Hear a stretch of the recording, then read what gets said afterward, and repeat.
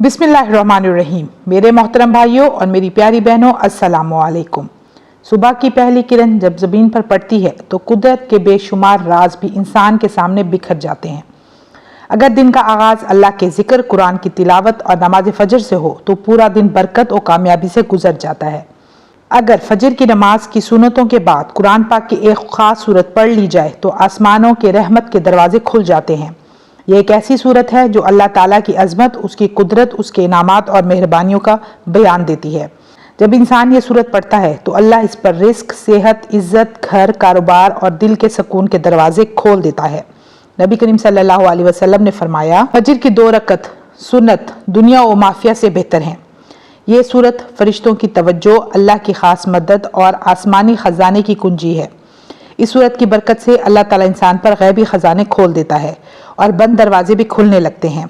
ये कुरान पाक की बहुत प्यारी, बहुत ख़ास सूरत है। इस सूरत को पढ़ने वाला अल्लाह का दोस्त बन जाता है।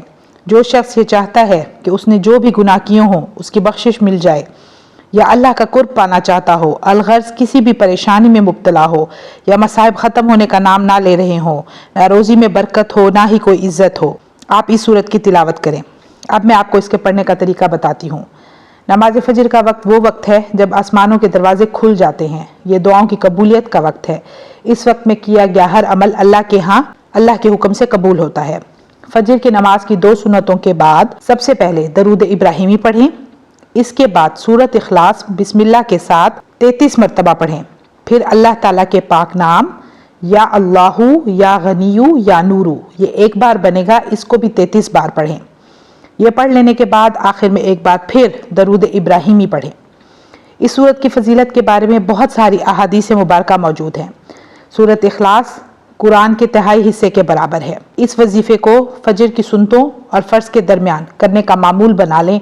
इंशाअल्लाह अल्लाह ताला की रहमत आपकी तरफ मुतवज्जे होगी, आपके घर में अल्लाह पाक की खास रहमत होगी। तो व्यूअर्स, मुझे दीजिए इजाज़त। इंशाअल्लाह मैं फिर हाजिर होंगी। अपना ढेर सारा ख्याल रखिएगा, दुआ में याद रखिएगा। अल्लाह हाफ़िज़।